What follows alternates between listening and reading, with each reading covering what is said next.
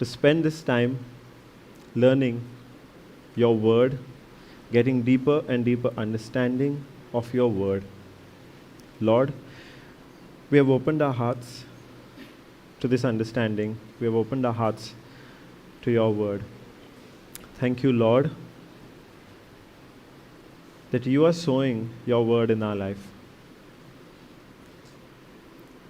And you are sowing it with the purpose of reaping a harvest in our life. And we open our hearts to you, Lord, right now. Every word that you're sowing in each of our lives, we receive it on good soil. Lord, it is your word that has saved us. It is your word that has been health to our flesh. It is your word, Lord, that has been a light unto our path. And Lord, we want to grow in more and more understanding of your word. We want to grow in your love more and more. So thank you, Lord, for calling each of us over here. You have called us, each of us, by our name. You know the desires of each of us. You know the questions that we have come with. You know the pain that we have come with. And thank you, Lord, that through your word, you have been our comfort. You have been our guide. You have answered each and everything that is there on our mind. Thank you, Lord, that you have spoken to each and every one of us. Each and every one of us on a personal level. Thank you, Lord, that you care so much about us, that you connect with each and every one of us personally.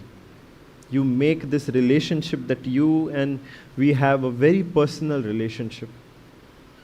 Just like a father with a child, just like a father loves a child. And that's how you see us, your children, your loving children, your adorable children. And thank you, Lord, for revealing this identity of ours to us. Thank you, Lord, for teaching how to live like your children each and every day, growing in faith in you, growing to trust you. And make this prayer in the name of Jesus Christ, our Lord. Amen. Hallelujah. Hallelujah. Thank you, Jesus. Thank you, Lord. Thank you, Lord. Now, this is the second day that we've been receiving the word over here. But many of you have continued to feed on the word in your personal lives. Yes, you have made that commitment to spend time with the word, learning the word, reading the word, meditating on the word every day of your life. In some areas you have understanding, in some areas you're seeking for more understanding from the Lord. But all of us have made that commitment to give the Word of God place in our daily life. Yes? And learn from that Word and make corrections in our life based on that Word. Yes? And that is what has brought us over here. We have seen the Word and the power that Word has in our life, in the lives of our loved ones. We have seen the power manifest through mighty, mighty testimonies, miracles. And all that has drawn us closer to God, all that has drawn us closer to the Word itself. And that is why we do the confessions every day. That is why you yourself take notes, hear preaching on YouTube every day. Now this word that we receive each and every day, the Word of God that we receive each and every day, is a seed. Is a seed. Now, how many of us have planted fields? I don't expect too many, but field in a pot? Or seed in a pot? I'm thinking, how do you plant a field in a pot? Praise the Lord. You planted a seed in a pot. Yes. Okay, okay, maybe I should change that question. How many of you have planted a seed in a pot and seen that plant growing? Yeah, most of us. Praise the Lord. Now that seed that we planted in the pot, it had a certain process to go through. Correct? The very next day, it did not become a full-grown plant or a full-grown tree, but it had to go through a certain process. Now in that, the seed also was important, the soil also was important. We couldn't just plant a seed in any soil, right? We couldn't get some sand from the beach and say we are planting a seed in it and expecting the seed to grow. We had to plant the good seed. We had to also make sure that the soil is good. The word also is like that. The word also is like that. Now, the word of God is the good kind of seed.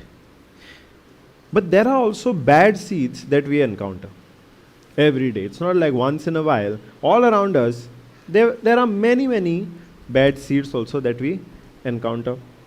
But in all of that, the word of God is the good kind of seed. It is the good kind of seed. Now, if the word of God is a seed and a good seed, the harvest also will be good. Same way, the bad seeds which are there all around us, the bad seeds on TV, the bad seeds in the news, the bad seeds in the village gossip, the bad seeds in the workplace. All of those, can we really expect them to bear good fruit?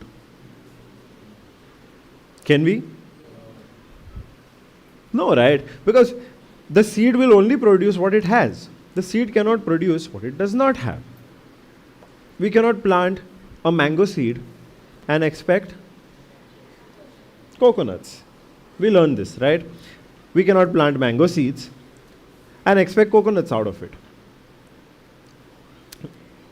The same way, the word that we receive every day of our life, be it when you are here, when you and I are learning the word over here, when we are hearing the preaching on YouTube, we are reading the word by ourselves, sitting down, meditating on the word. All those are seeds that we are planting in our own lives. Now with the time given to all of us, the same amount of time given to all of us, the decision that you and I have to make is how much of that time are we spending receiving and planting the good kind of seed.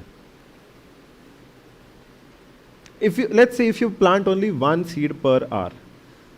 Yes? Now if in the 24 hours that we have, we are planting good seeds for 8 hours. Good seeds for 8 hours. But we are receiving and planting the bad kind of seeds for the remaining hours. Will the harvest also be according to it? Yes? The harvest also will be according to it. So in the limited time that is given to each and every one of us, it's the same amount of time. You also have the same 24 hours. I also have the same 24 hours. You also have the same 24 hours. All of us have the same 24 hours. But in those 24 hours, how much of the good seed we are receiving and planting in our own life is what determines our harvest. What kind of harvest we are going to have is determined by this. How much time, how many seeds in a day we are planting of the good kind of seed. Now you might be asking, or you might be thinking, the word of God is the good kind of seed. But does that automatically make the other seeds bad? Does that automatically make the other seeds bad?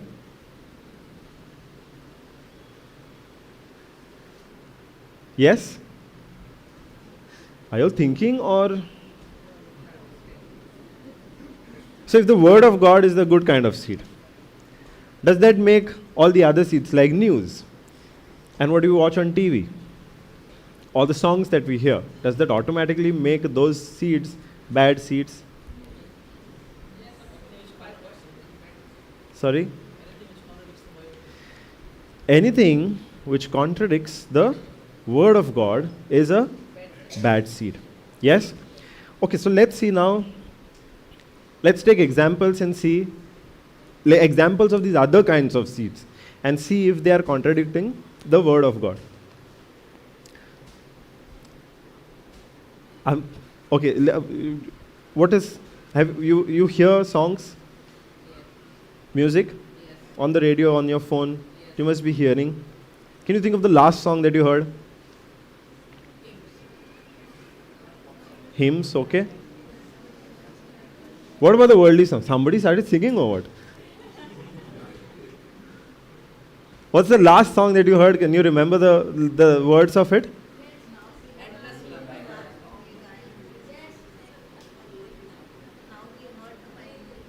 Now you're here, but otherwise, if you are listening on your phone when you're, let's say, driving or riding, or in your car you're playing. No, let's not talk about hymns. The other kind of music. Nobody here, apart from hymns, nobody hears any other songs. You stopped now. What about the others? You heard? What is the last one that you heard?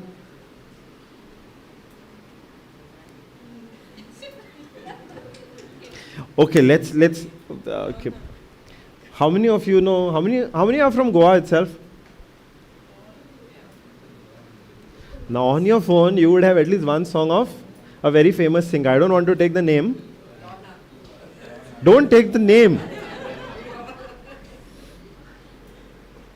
of a very famous singer, and the lyrics are, I'll translate into English so that nobody catches this in Konkani. It says, "Come my wife, come." It says I'm translating that song, okay? "Come my wife, come. First thing that you give me is, please give me alcohol." Arey, don't! So those are the lyrics actually. "Come my wife, come, give me alcohol. If you don't give me alcohol, I'm gonna break your head." And you might think that it's such a famous song. It is everybody literally knows it. Okay? You can't expect anybody in Goa to not know this song. It is sung everywhere. It is sung for Christmas programs. It is weddings, parties, at home when people play during the day just for entertainment. This song is played. So are a lot of the lyrics, this is just an example, are a lot of the lyrics like that. If you think of, let's say, Hindi songs, what are the lyrics about? I'm sure you have some songs in your mind. You would have your favorite song. Think about the lyrics of that. Hindi songs, English songs, more of English, no? The lyrics are about hurt and lust and anger and revenge. Not all those things, do they align with the word of God? We are going by the same measure. If they are contradicting the word of God, they are the bad kind of seeds. Now, if all these songs are about lust and revenge and anger and violence and pride and self-glorification and money, how can I forget money? And money, are they the good kind of seeds that we hear? Bad kind of seeds. Because the lust, the revenge, the money, all that places a lot more focus, or rather takes away the focus away from the word of God. And those were songs. What about the TV serials that we watch? Are they about the same things? What happens between the mother-in-law and the daughter-in-law? Jealousy, anger, revenge, What happens between one brother and the other brother? Money, struggle for power. Are all those seeds aligning with the word of God? So does that make those seeds the bad kind of seeds? Yes. By the very standard of something does not something contradicting to the word of God is a bad seed. A lot of the things that we hear and that we watch become the bad seeds. You might be finding it hard to digest because this has been such a big part of our life. Agreed? Correct, no? Every day we would be spending some time indulging in these kind of things. But the thing is, when we receive those seeds are getting planted in our life. When we hear songs about money and lust, those are the seeds that are getting planted in our life. When we see serials or when we see scenes or when we see movies about violence and the struggle for power and fights between families and siblings and parents, those are the bad kind of seeds that are getting planted in our life. Now, if those seeds are getting planted, will the harvest also come? Will the harvest also come? Because when we hear and receive those seeds, it's not that the very next minute we forget about those seeds. Those seeds, whatever we see, whatever we hear, remains in our mind, right? Remains in our mind. What was the last movie you watched? I don't know. Don't name, okay? Okay, but can you? Okay, just give me yes or no answer. Can you remember the last movie that you watched? Yes? What about this side? I'm hearing answers only from this side. What about the last movie that you watched? Yes? You don't remember? You didn't watch only? Okay. Yeah, Mama? Does not watch movies? Praise God. You remember the last movies that you watched? Yeah?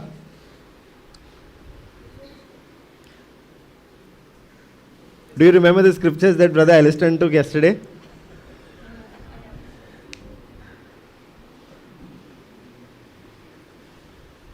See, I'm not pointing fingers at anybody. I'm not condemning anybody. My state was the same. My state was the same. You could ask my wife, and she'll tell you how many of the movie dialogues I remembered, and how many of the scriptures that she shared with me I remembered.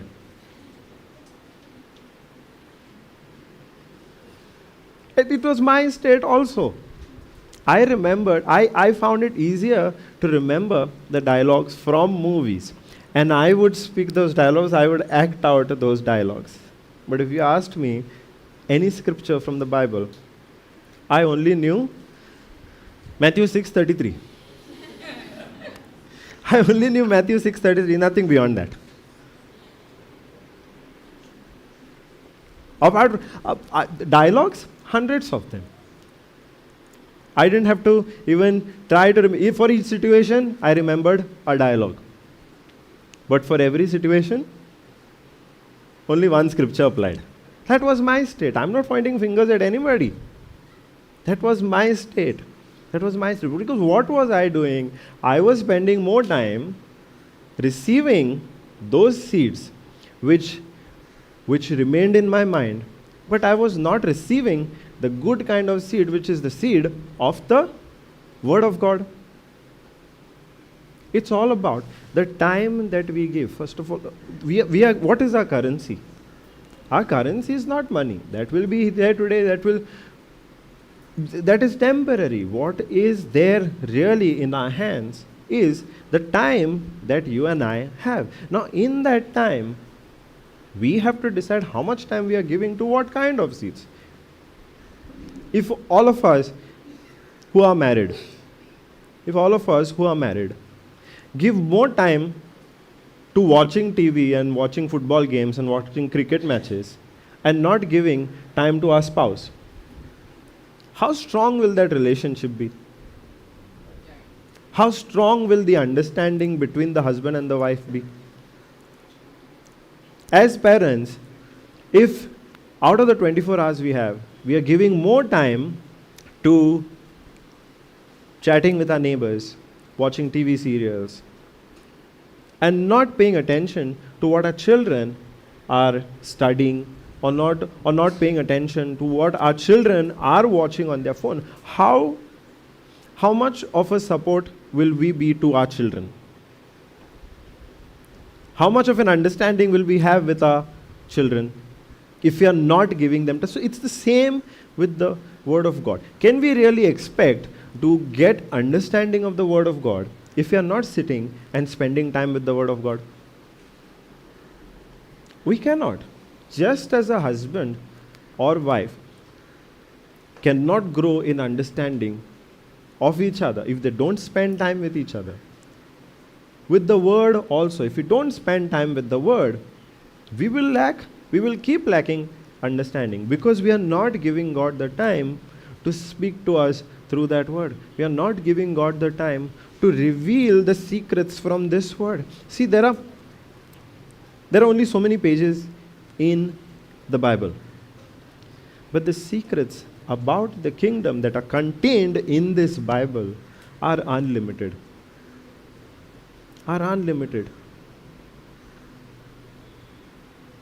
The secrets, the kingdom of God is not limited by simply the number of pages in this Bible. It is the power of it is the power of God. But when we spend more and more time with this Word, with the Bible, with the Word of God, the more and more God reveals Himself, His kingdom, His love, His forgiveness, His mercy to us. And when He does that, when He reveals His love, His mercy, His forgiveness for us through the Word, all of those are seeds that God is sowing in our life. If the Word of God is the seed, there should be a sower also, no? Can a seed plant itself? A seed cannot get up and go and plant itself in a pot. There should be a sower. Now, if the Word of God is a seed, who is the sower? Who is the sower? Who is the sower? Ourselves? The preacher? Who is the sower? You, we ourselves. If you are the sower, who's the soil? God.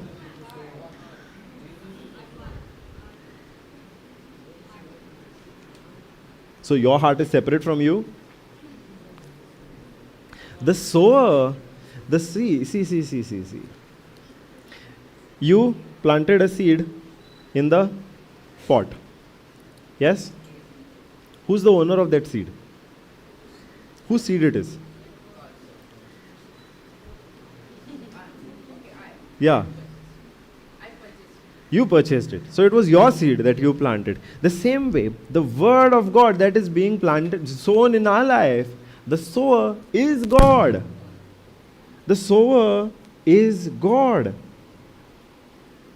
The sower is God, not us. We are the soil, but the sower is God. Now, God plants the seed in many different ways. God plants the seed in many different ways. It could be through the preaching that you hear. It could be through your own Bible study. It could be when you yourself are spending time reading the Word. It could be through the sermon during Mass. It could be through different mediums. I don't want to limit it, but there are so many mediums in which you would have encountered the Word. Now, you are here today. You are here because you have received the Word in your life. Now, think back to how you received the Word. God is the sower who plants the seed in many, many, many different ways. In many, many different ways. We are the soil. The seed is always good. The seed is always good. Let's get to the soil part in some time. Now, you planted a seed. You planted a seed. You planted a seed because you were expecting and you wanted a tree to come out of it or plant to come out of it. The same is with God. Why is God planting the seed of His word in our life?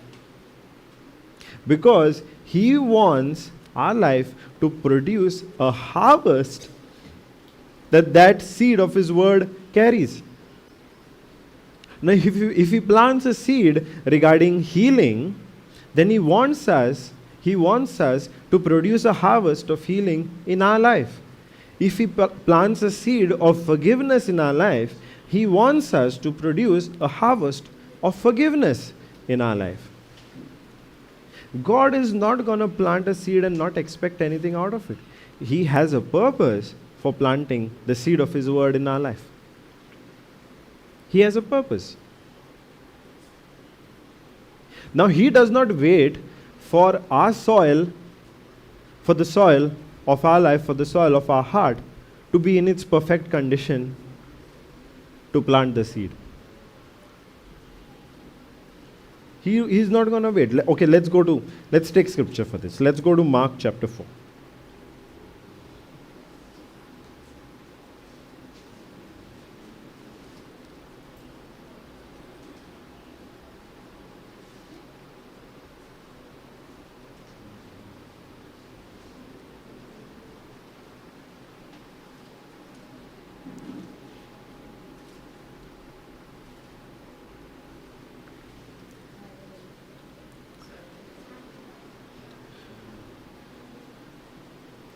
Okay, I'll read.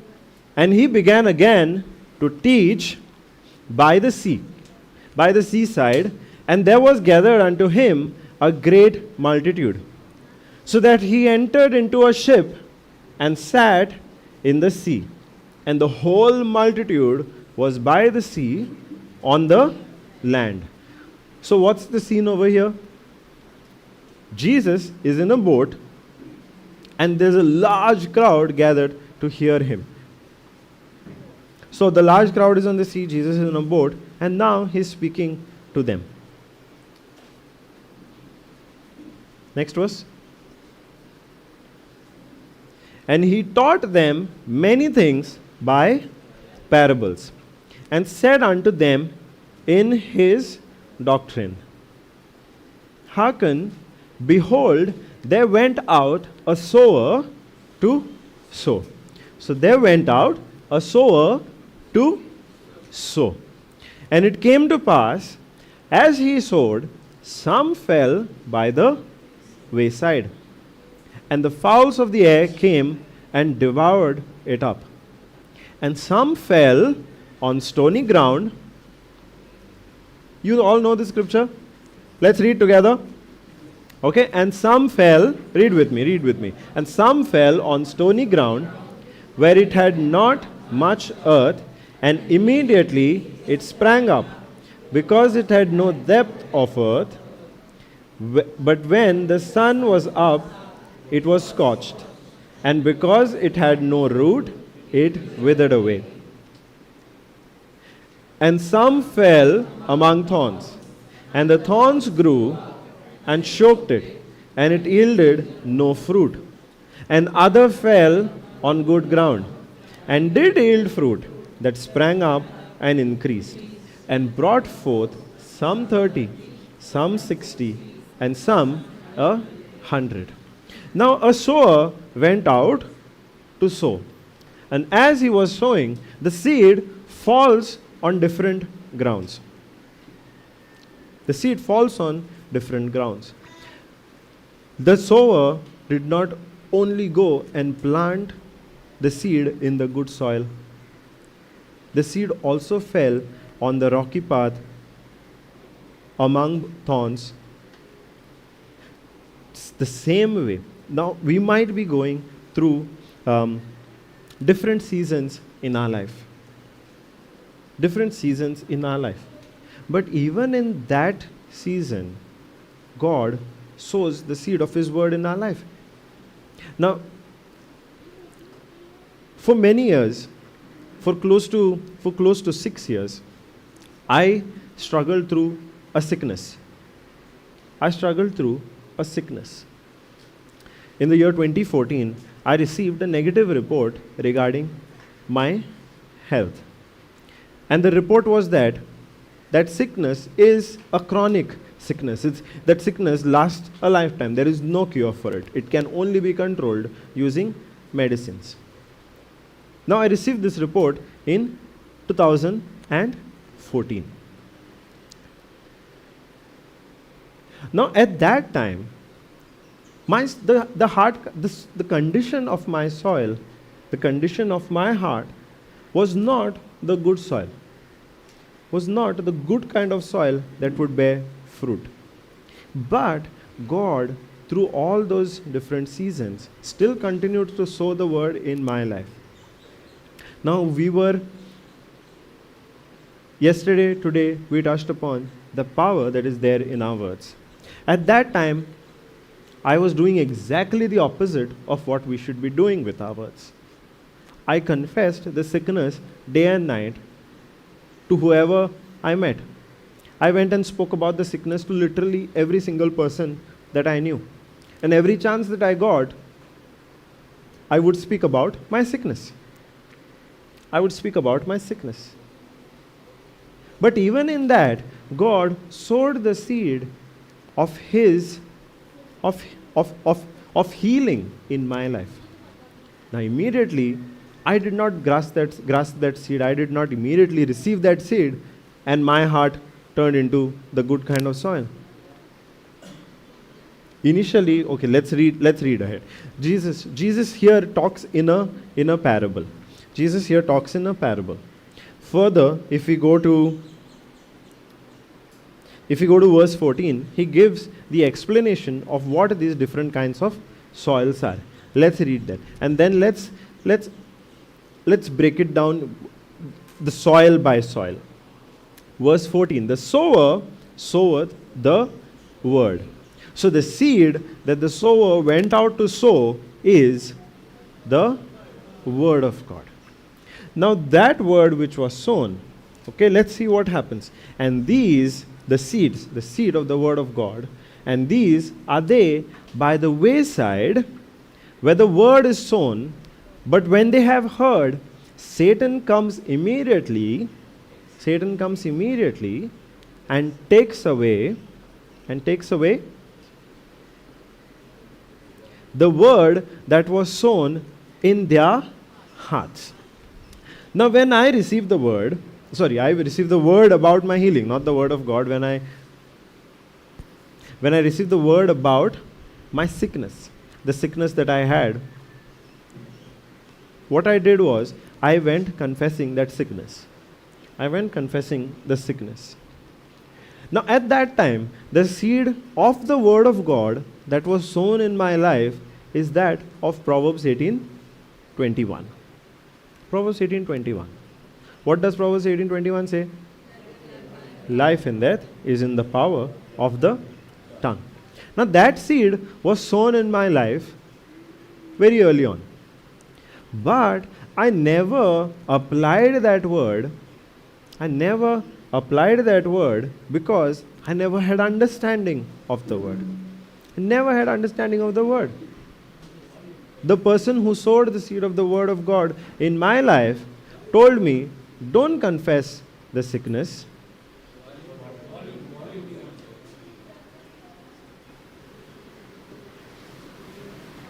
Hallelujah. This is okay, brother?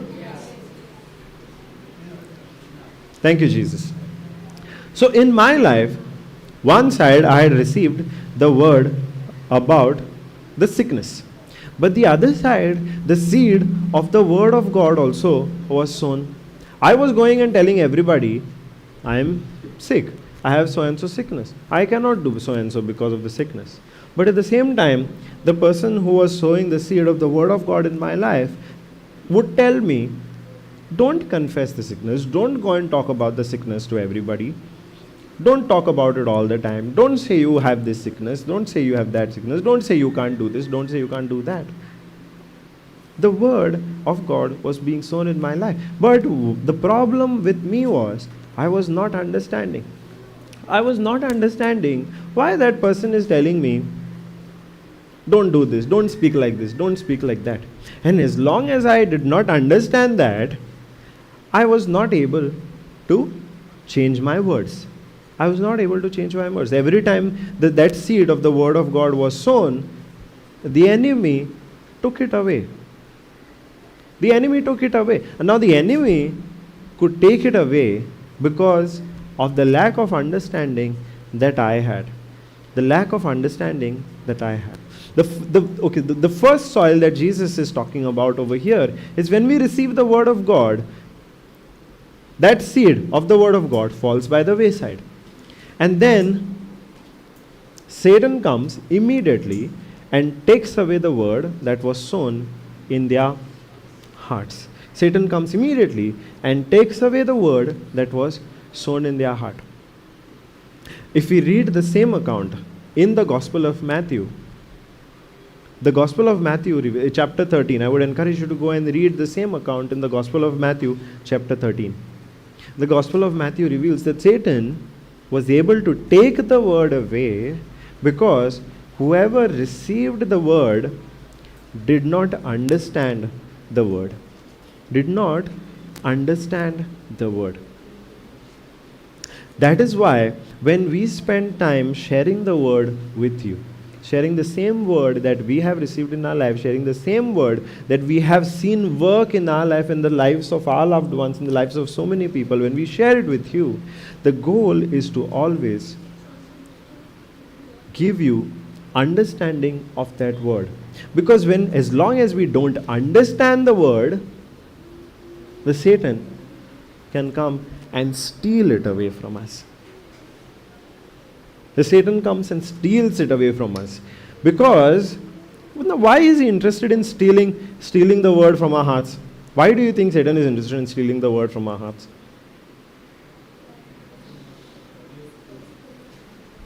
Yes, brother? Absolutely. God knows the power that is there in the word. God knows the power that is there in his word. And that is why he's sowing that seed of his word in our life, because he wants us to have that harvest. Now, the enemy also knows what kind of harvest the word of God is going to produce in our life. And he does not want that. And that is why as soon as the word is sown, if we have not understood it, note the word immediately. As soon as the word is sown and we have not understood it, he comes and takes it away. And once he has taken it away, then that word is lost. And he's able to take it away because whoever have received the word have not received the understanding. Have not received the understanding. Now tell me honestly, of all of the sessions that have happened so far, have you understood all of those? Again, not pointing fingers. It's a question for reflection. Of all of the sessions that have happened so far, have we understood all of those? Yes?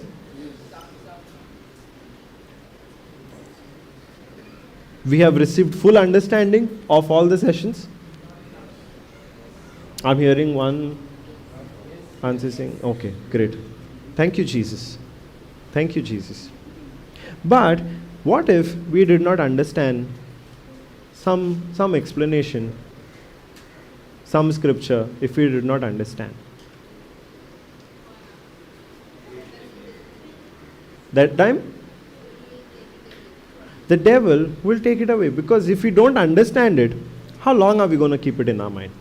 If we have not understood it when we heard, and we have not even taken a note of it, will we remember it? Will we remember it? No. There is very little chance of us remembering the word that we heard if we have not understood it in the first place. If we have not made a note of it in the first place. So that is why we encourage each and every one of you to, when you hear the word, first of all, take notes. It could be just a single line that you take. It could be the scriptures that you make a note of. But when you make a note of all those, later on, when you have not understood, you can go back, read it again for yourself, and that is the time you will receive a deeper understanding of what you have heard. Because the goal is that we receive understanding. Now that's the very first thing that happens when the seed is sown. First, I did not have the understanding of why I'm supposed to change my words and not keep talking about the sickness. The word was still sown, even though my soil was like the first soil. The word was still sown. What's the second kind of soil? And these are they likewise which are sown on stony ground, who, when they have heard the word, immediately receive it with gladness, and have no root in themselves, and so endure but for a time.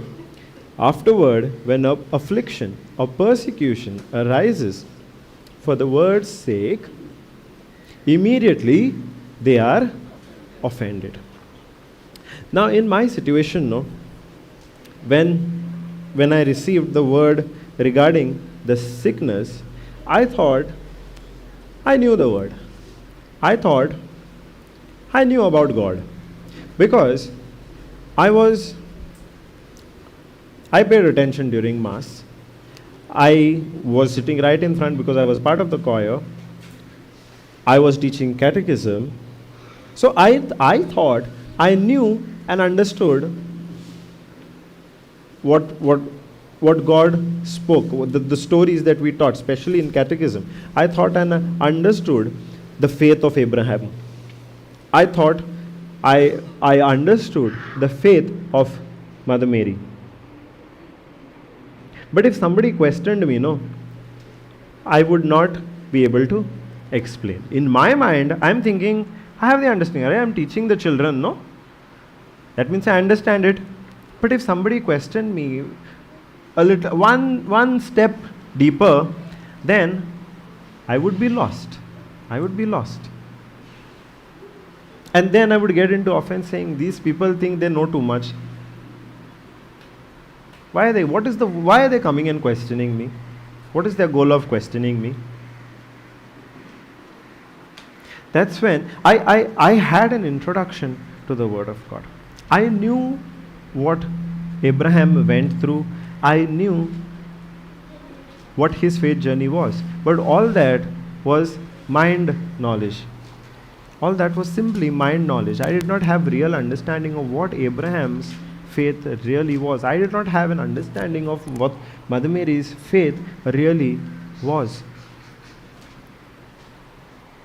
And when somebody questioned me on it, somebody gave a different view than what I had, I would get into offense, saying these people are trying to show off. I had the word, but because of that word, I started getting into offense. I would judge people saying these people, whatever they are doing is wrong. I'm a catechism teacher. I am giving a good example to the children in my class. So I started judging people. Even my catechist colleagues, if I saw them doing something wrong, immediate reaction was judging them. I got into offense because of the seed sown. But my response to that seed was not at all the correct response. Instead of receiving the seed in the good soil and trying to get deeper and deeper understanding of it, I went into offense. The seed was there. Even regarding healing, the seed was there. I had close to, I think, 20 books of the lives of different saints. Saint Francis Xavier, Saint Francis Xavier, Venerable Father Agnello, the saints which are there in the Saint Joseph Vaz. I had books about the lives of all these saints, but the lives that they lived, how they applied the word in their life, I had no understanding of that. They were just stories for me because I did not have understanding.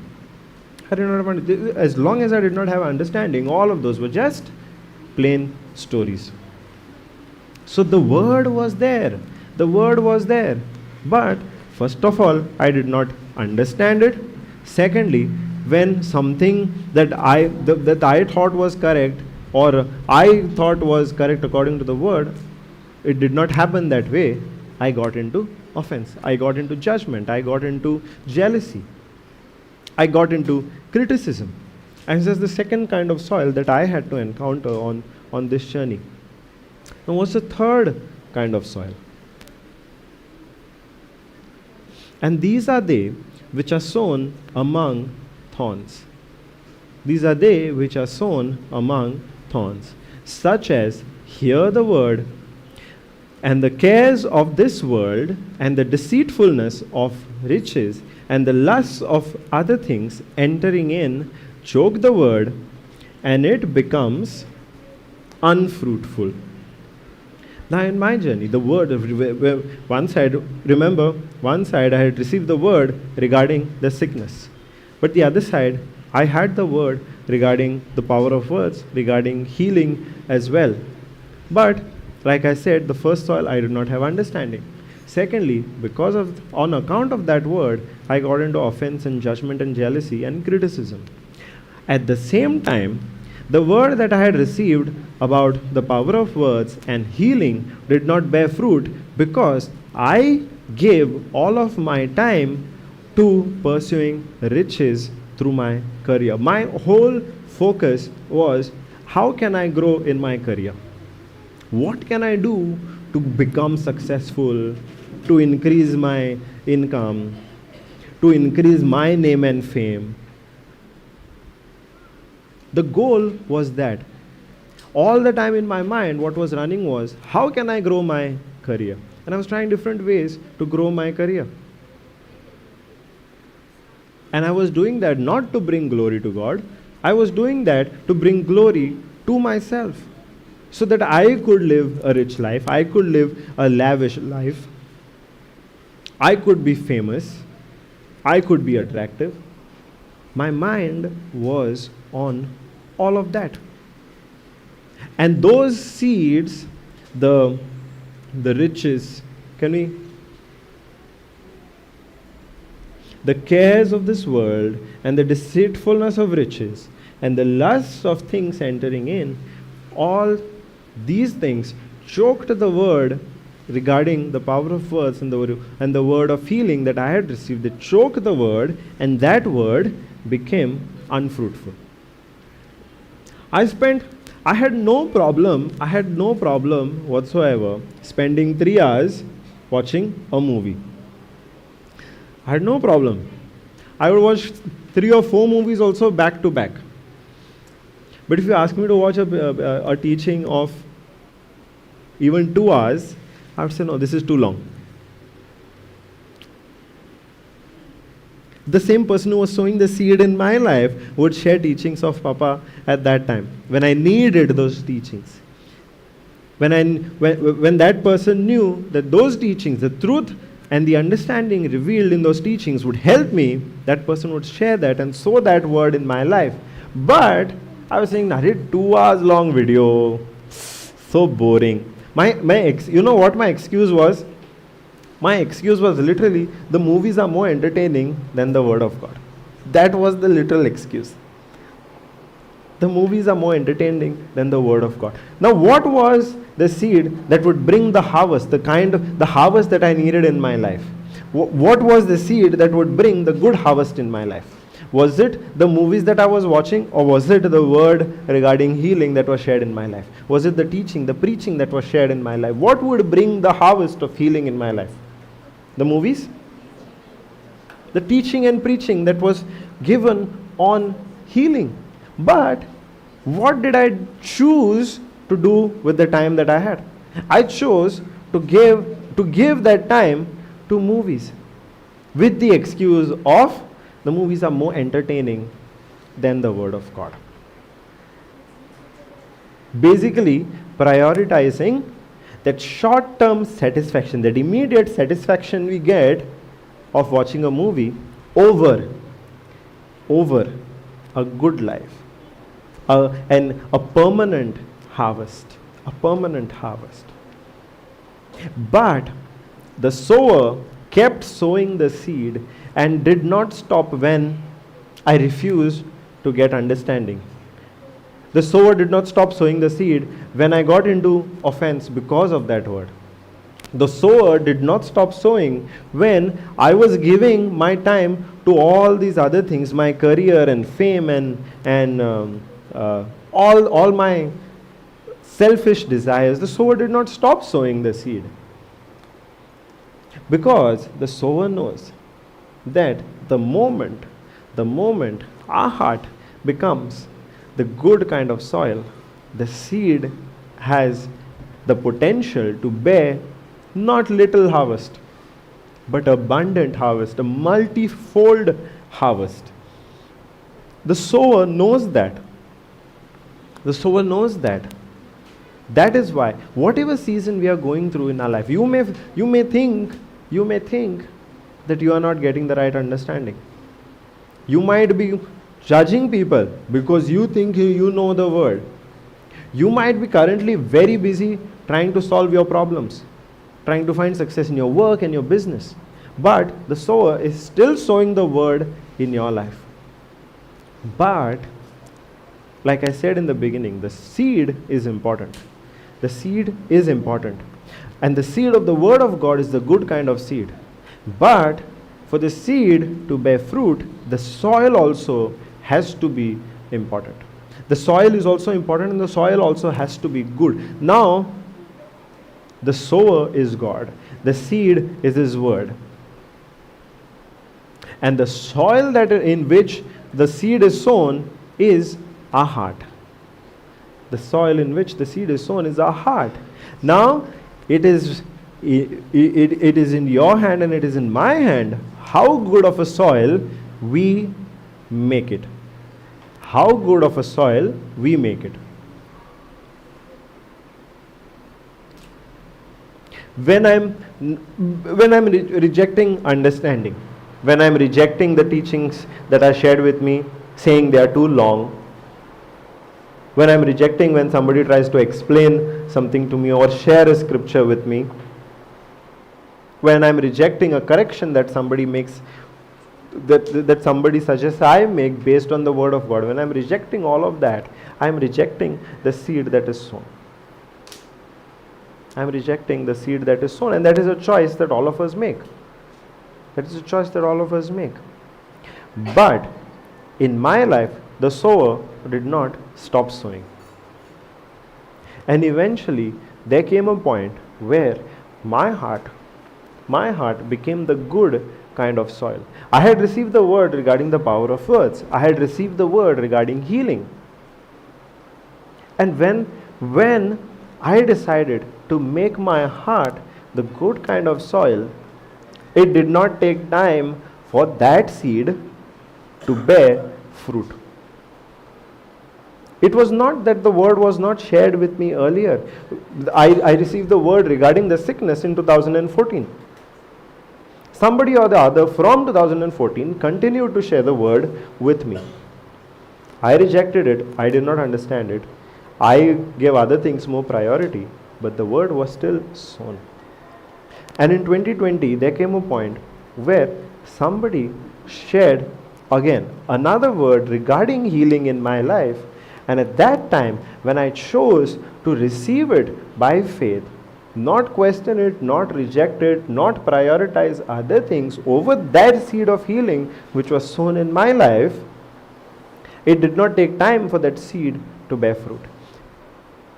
In 2020, in the month of, towards the end of April or May, again, somebody sowed a seed of healing in my life. At that time, I accepted it by faith. I did not question saying, okay, how does this work? I've seen so many videos like this. This is just talks. This is not really possible. We cannot really possibly do it. We are all human beings. I did not question it with an intention of rejecting it. I heard the word. I got the understanding of that word. And when I did that, it did not take time for the seed to bear fruit in my life. And that seed regarding healing, which was sown in 2020, when I made my heart the good soil, it bore fruit within a matter of 10 days. Earlier the report was that the sickness was a lifetime sickness, that it had no cure. But when I made my heart the good soil,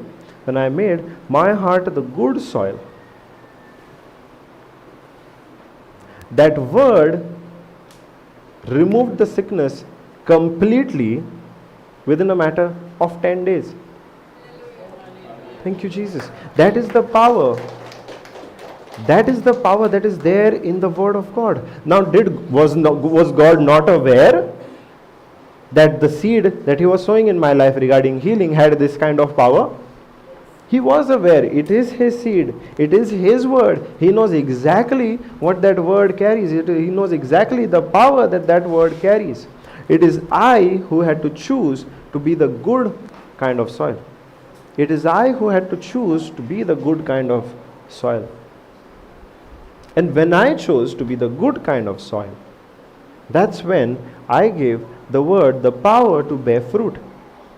And it brought forth fruit, some 30, some 60, and some 100-fold. Now, the sickness that I had, which the doctors had termed incurable, I don't have it anymore. Neither am I taking medicines for it. I don't need to take medicines for it. Neither are there any symptoms of it. There was no treatment, first of all, that I could go to. So I did not even have hope of getting healing. But when I applied the word, I knew the minute that sickness had disappeared from my body. The symptoms stopped. I did not have to take any medicines for it. And the symptoms never ever returned.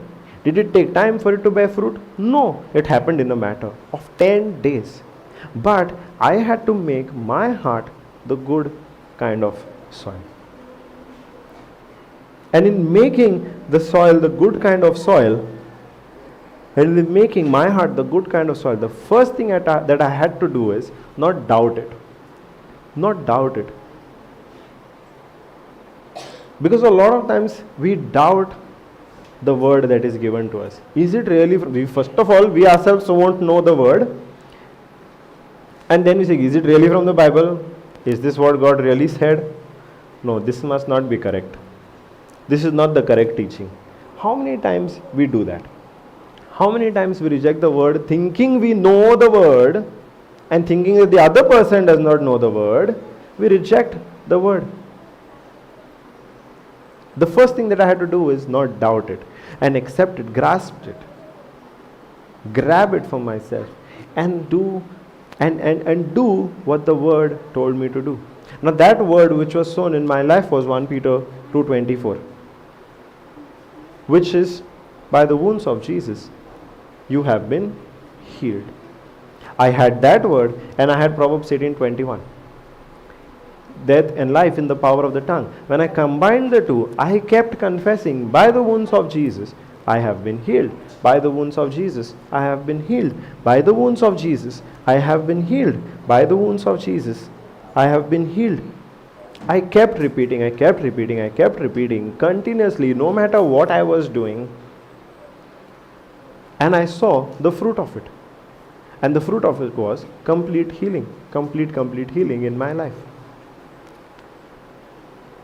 I had to receive the word, plant it in my life, nurture it by speaking it day and night, nurture it by meditating on the day and night. See, I had a lot of wrong notions regarding healing. First of all,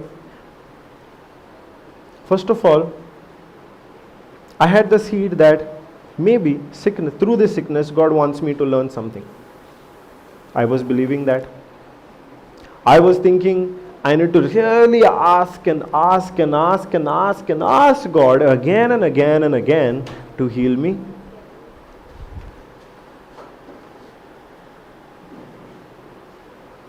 There was a point where I thought even God could not help me, because the doctor said there is no cure for it. I only started thinking about God. Can God really healing me? Is when a friend asked me, have you not asked God for a miracle? Have you not asked God for a miracle? That's the question that a friend asked me.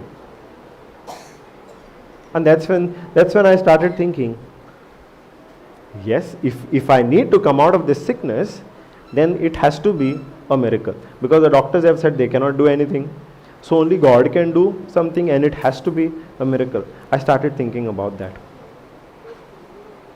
But I had to also get rid of these wrong ideas about healing that I had. Ideas which were contradicting the word of God.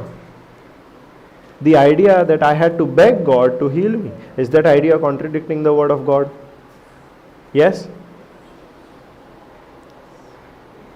I had to get rid of that idea. But how could I get rid of that idea? By constantly confessing with my mouth that by the wounds of Jesus I have been healed.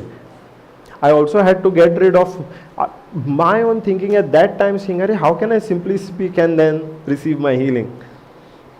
If it does not happen even with medicines, how can it happen by simply speaking? I had to overcome that also. And in that also, what helped me was not doubting it and simply obeying the instruction that when we take the promise of God and confess it with our mouth, we receive whatever we say. Because it is not us who are earning that. I'm not confessing to earn the healing from. The healing is given already. I am confessing so that my mind is renewed. So that my mind is renewed. And I receive that healing in my spirit. My confession, I had to overcome the notion that I have to work hard for it. Because always, even I taught my catechism children that you have to be good, you have to behave, you have to do certain things so that God is pleased with you, so that God is not angry with you. I myself had to overcome all of those beliefs. For that, I had to keep confessing the promise of God out of my own mouth, so that I receive whatever God has already given me, so that it comes from the spiritual to the physical in my body. I had to simply obey that instruction. And it did not take time for that seed to work. Now this is not, when I say it did not take time for that seed to work, I'm not saying God has a special favor over me as against everybody else. It is the same seed. Proverbs 18:21 is not reserved only for me, right? Proverbs 1 Peter 2:24 is not reserved only for me, right? It is there for you. It is there for you. It is there for each and every one of us. It's the same seed. And the seed has the same harvest. The seed carries the same substance.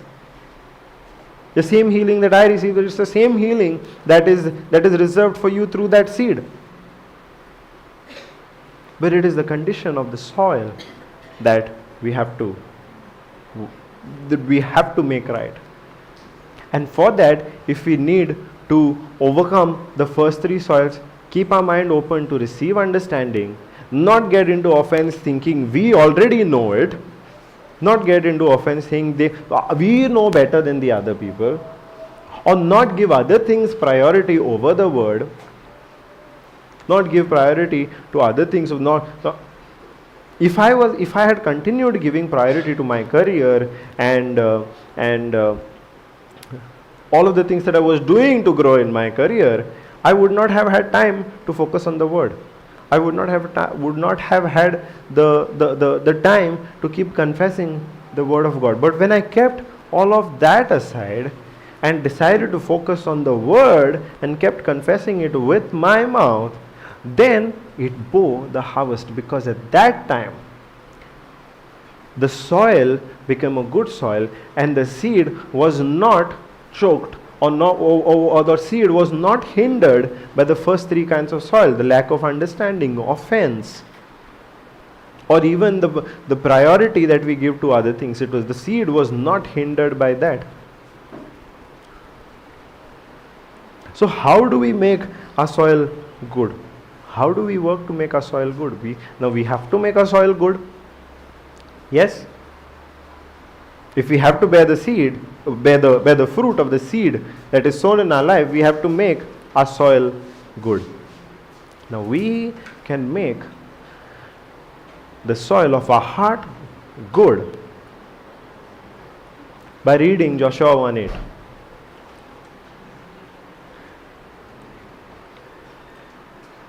All those who are paying attention say hallelujah. Hallelujah. Thank you, Jesus. So this is how we make our heart the good soil. The book of the law. Okay? The book of the law. Now, book of the law today is the Bible for us. It is the promise of God for us. It is the word of God for us. So, the book of the law, the word of God, shall not depart out of thy mouth. First of all, the word shall not depart out of thy mouth. That means you should never ever speak the word. Hallelujah. Thank you, Jesus. That means you should never ever speak the word of God. It should not come out of your mouth. Hallelujah. Thank you, Jesus. You all are saying thank you as if I say no. Praise the Lord. Is that the meaning of this word? The word shall not depart out of thy mouth. It means that the word should, it's the very opposite. It means that the word should always be there in our mouth. The word should always be there in our mouth. That's the first part. The word shall always be there in our mouth. Now, why is that? Now, see, words produce thoughts. Words produce thoughts. Thoughts produce emotions. Emotions produce actions. A lot of times, what do we focus on? The actions. We try to change the actions without first going and changing our thoughts. Yes? Can we take any kind of action without first thinking about it? No, right? Before action comes thoughts. Now, if we need to, a better way to change our actions will be to first change our thoughts. Now, how do we change our thoughts? What produces thoughts? By renewing the word.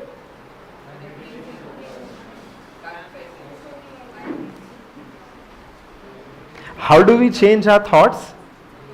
We change our thoughts by the words we speak. See, words produce thoughts. If words produce thoughts, then to change our thoughts, we have to change our words, right? Now, when we speak the word of God out of our mouth, just the way Joshua 1:8 says, the word is always in our mouth. If the word of God is always in our mouth, what will our thoughts be? About the word of God. Now, if we have to act on the word of God, we need to first think about the word of God. We cannot say, I obey the word without thinking about the word. Correct? So, when the Bible tells us that the word of God should always be in our mouth, it is so that, first of all, our thoughts are changed. And that's what happened in my life when I kept confessing the word of God. It changed my mind. It renewed my mind regarding healing. And that's when I was able to meditate on it. If I'm not confessing the correct word only, if the word first of all is not there in my mouth, I cannot change my thoughts. Where does meditation happen? In the mind. But for that meditation, I need the word, right? I need the word in my mouth. Whenever I keep confessing the word of God, that word produces godly thoughts. and I keep thinking about that, and I keep thinking about that, and I keep pondering over it, and I keep pondering over it, and I meditate on it. We cannot do this without first doing this. We cannot do this without first doing this. Because we will start by meditating in our mind, and then another thought will come. A thought will come about work, a thought will come about cooking, a thought will come about bike servicing, a thought will come about anything worldly. And those thoughts will very quickly get diverted. But to keep meditating on the Word of God, the key is to keep confessing the Word of God in our mouth. Is to always keep the Word in our mouth. If the Word is always in our mouth, then to meditate on that Word is very easy. Because we are constantly speaking the Word. And when we are constantly speaking the Word, we are constantly hearing the Word. It is going back into our ears, and the Word that we hear, it is creating thoughts, and that's how we keep meditating on the Word of God. And when we meditate on the Word of God, when our thoughts are renewed based on the Word of God, I will be able to take action based on that Word. Because what is the point of confessing the Word, meditating on the Word? What is the point? The point is to act according to the Word of God. The Word shall not depart out of thy mouth. That means it should always be in our mouth. Secondly, thou shalt meditate therein day and night. Meditate therein day and night, so that you may observe to do according to all that is written therein. What is the goal? What is the goal? The goal is to act according to the Word of God. The goal is to change our actions. The goal is to change our lives. The goal is to change the steps that we take. The goal is to change the decisions that we take to align with the Word of God. But all that is not going to happen unless we change our thoughts. Unless we change our thoughts. And to change our thoughts, we need to change our words. We won't be able to take any action based on the Word of God if our mind is not renewed according to the Word in the first place. And to renew our mind according to the Word in the first place, we need to confess the Word of God with our mouth continuously, constantly. That is why we keep encouraging everybody to confess the Word of God, the wide book, the scriptures that you note down. Let's say in the previous session, we learned Galatians 2:20. It is not I who live right now, but Christ lives through me. We heard the word, now we are confessing it with our mouth. Not I, but Christ living through me. Not I, but Christ living through me.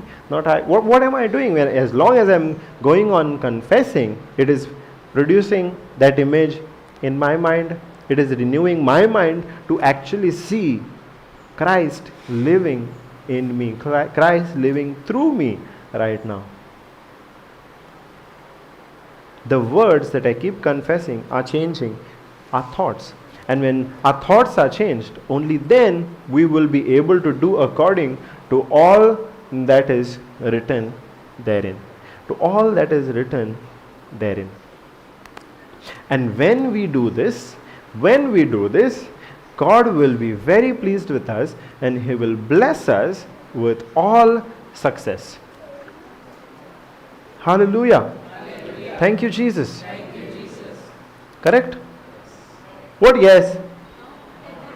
God will be pleased with us when we do all of this, and then He will bless us.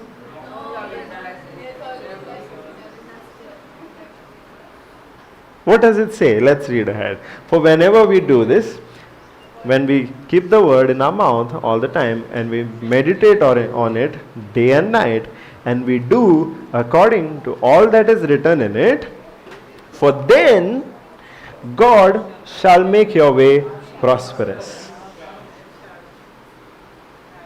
Brother Julia, what it says? You shall make your way prosperous. Praise God. The word says when we do all this, confess the word, speak the word, meditate on it day and night, and do according to all that is written in it, then we ourselves make our way prosperous. Then we ourselves are made prosperous, because then we are choosing what? The good seed. We are planting the good seed. We are nurturing the good seed. We are giving power to the good seed to bear fruit in our life. See, what are we doing all of this? Why are we doing all of this for? So that our heart, the three things. First of all, confessing the word. Secondly, meditating on the word so that our thoughts are changed and our minds are renewed. And then acting based on the word, obeying that word. Why? So that our lives, our hearts are become the good soil for the seed of the word of God. So that our hearts are become the good soil for the word of God. And when we are doing that, we ourselves are choosing the good seed of the word of God. And because we are choosing the good seed of the word of God, it is we ourselves who make our way prosperous. And it is we ourselves who allow or who make place for the good harvest or the good success to come in our life, because we are choosing to speak the good seed. We are choosing to meditate on the good seed. We are choosing to plant the good seed. We are choosing to nurture the good seed. We are choosing to act according to the good seed, which is the word of God. When day and night, all that we are speaking, all that we are thinking about, all that we are acting on is the word of God. We ourselves make our way prosperous because we are choosing the good seed. Thank you, Jesus. Hallelujah. Thank you, Jesus. Now, all these days that you will spend over here, you will receive a lot of good seeds from the word of God. Now, it is up to us how much time we spend with those seeds, how much space we give those seeds in our life. Whenever, let's say, a 2-hour session happens, you have received the seed of the word of God. In that 1-hour break that we get in between, how do we choose to spend that 1 hour is up to us. Whether we are spending that time sitting, browsing through the phone, scrolling on social media, or taking the word, taking the scriptures that we have heard and we have received the understanding of, we have received the teaching of, meditating during the break time.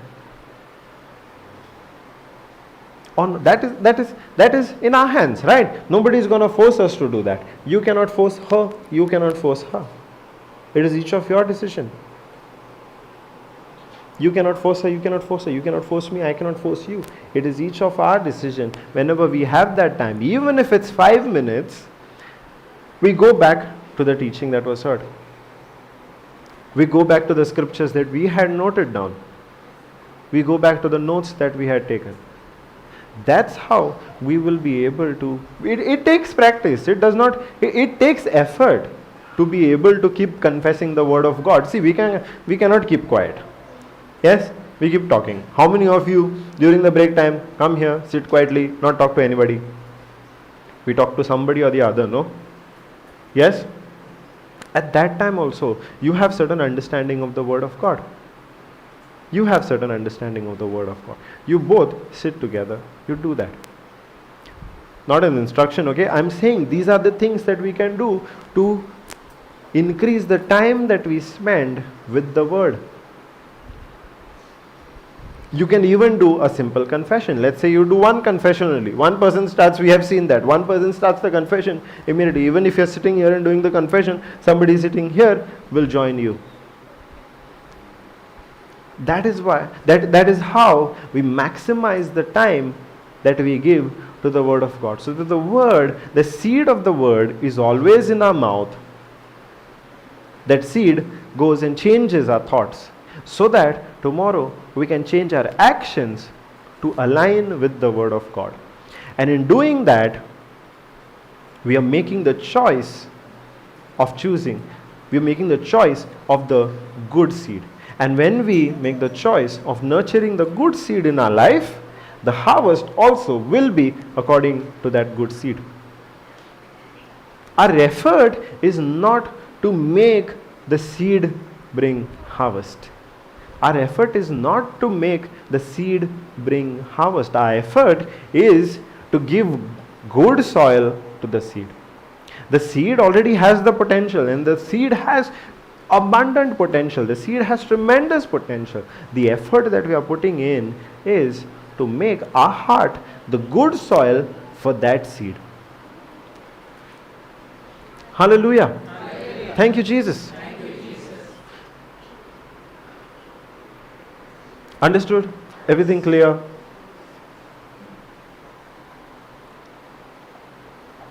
And the homework for the next 14 days. Yeah, brother. We are saying life is full of seeds.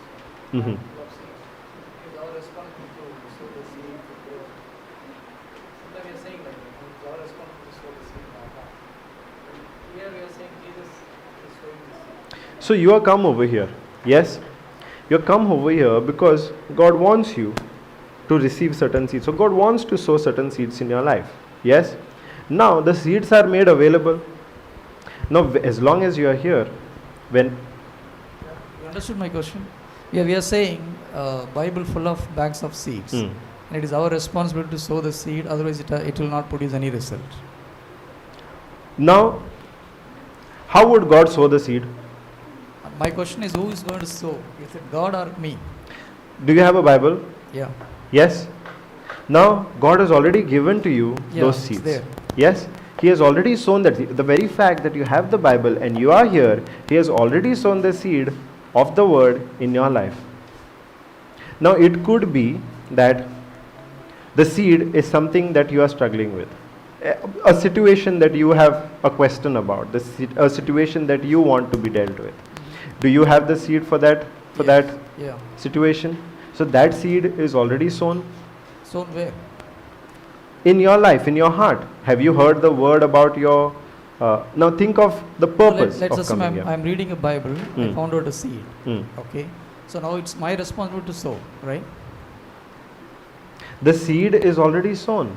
Where? You are receiving the seed and then you are nurturing that seed. Let's say you read a scripture. Okay. Let's say the earlier scripture, the one that we took in the morning, Mark 16, 17, 18, 19. Whoever believes will cast out demons, will speak in new tongues, will lay their hands on the sick and the sick shall recover. Let's say you receive that seed. Okay. Yes? Now, it is you and it is your responsibility to nurture that seed, to accept that seed, to receive that seed, and to nurture it, to think about it, to meditate on it, and see how it applies to your life. No, my question is, who is going to sow in my heart? Is it me or Jesus? Jesus.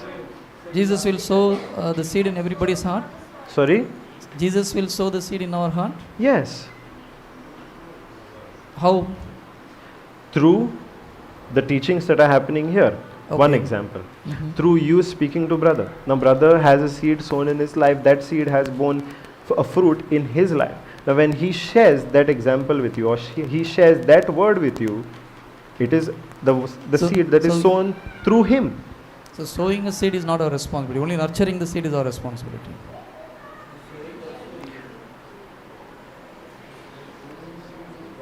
Sowing,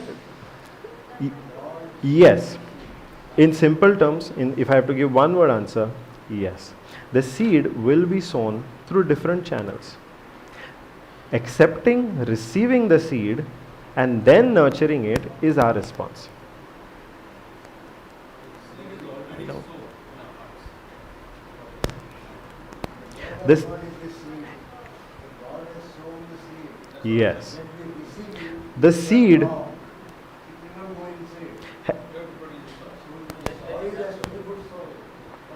Now you have come searching for a particular seed.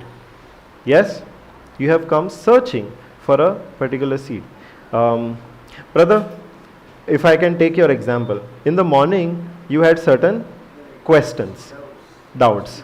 Yes? You had certain questions. Now you had come here seeking answers to those questions. You came with the heart to receive that seed. But during the session that immediately followed, all of your questions were answered.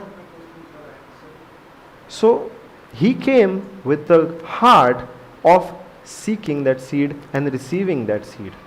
But in the session that happened, God sowed the seed in his sowed the seed regarding the questions he had, so that those questions are resolved. In the previous session, there was an example given: if you keep the seed on the table for 10 years, nothing will happen. So it's your responsibility to take the seed and sow in your heart. So that statement and your statement is contradicting. Seed was there. Who provided you with the seed? God only provides the seed. God only provided you the seed. Yeah. Now if God provided this particular seed, but if I'm only keeping it here, It will not produce any effect. it will Right. not produce any So effect. it is our responsibility to sow the seed in our heart. And nurture it. Yeah, my question is seeding. It is my responsibility to seed it on my heart. Who owns the seed? God owns the seed. Yes, He has given us all the seeds. Seeds. Now it could be a seed regarding healing. It could be a seed regarding success, finances. He's asking, can we quit now? We have got the word of God. See, Hmm. okay, it will produce fruit in my life. Hmm. Do I keep that in myself or should I quit to the others? That is the question he's asking. So we will discuss it. No, that's clear enough. We also will learn from it. My doubt I told already. Yeah. See, these are all seeds that we have received in our life. Yes? Now the response to these seeds is we take it and then nurture it. Nurturing it means planting it in the good soil. Yes? Now, in my example, the seed of healing was sown. The seed of healing was sown. Did I receive the seed? When I read the Bible, I can get a seed. Hmm. So then I have to sow. Right? You have to make your heart the soil. You have to give the seed the condition for it to Yeah, grow, but- for it to bear fruit. I have to sow the seed in my heart. Right? So Without that I sow in my heart, how it will produce result?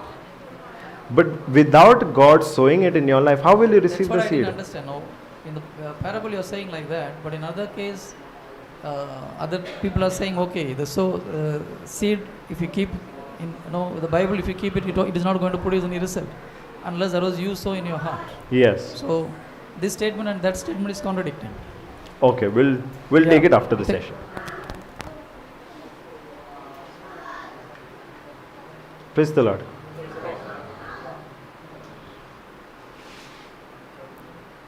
Anybody else has any questions?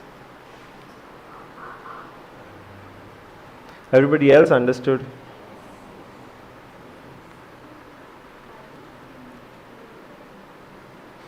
Praise the Lord. We'll make a small Thanksgiving prayer.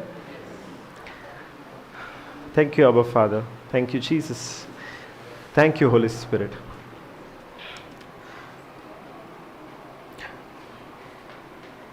Lord, you have sown, even now, you have sown the seed of your word in our life. And you have also shown us how we can make our heart the good soil. Thank you, Lord, for teaching us that it is our words that have power.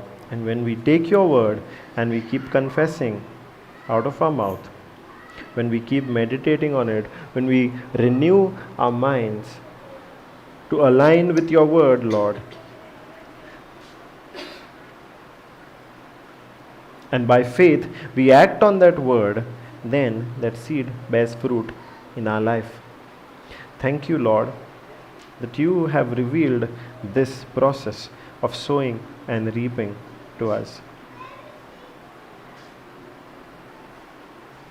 Thank you, Lord, for all your promises that you have already fulfilled through Jesus Christ. Thank you, Lord, for giving those promises to us as seeds. And thank you, Lord, for teaching us how to nurture those promises.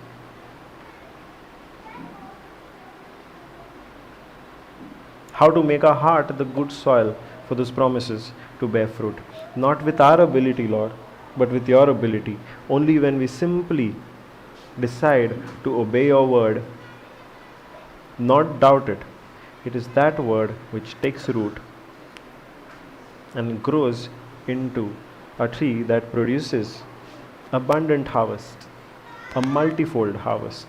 That is the power that is contained in your word, Lord. And thank you for giving that word to each and every one of us. We choose to make our hearts the good soil. The time that we have with us, we choose, Lord, to give it to your word. To spend more and more and more time meditating on your word. Yes, Lord, we make that decision right now. And not in our ability, but in your ability, Lord. The way you enable us to do. It is our decision, Lord. And I make this prayer in the name of Jesus Christ our Lord. Amen. Hallelujah.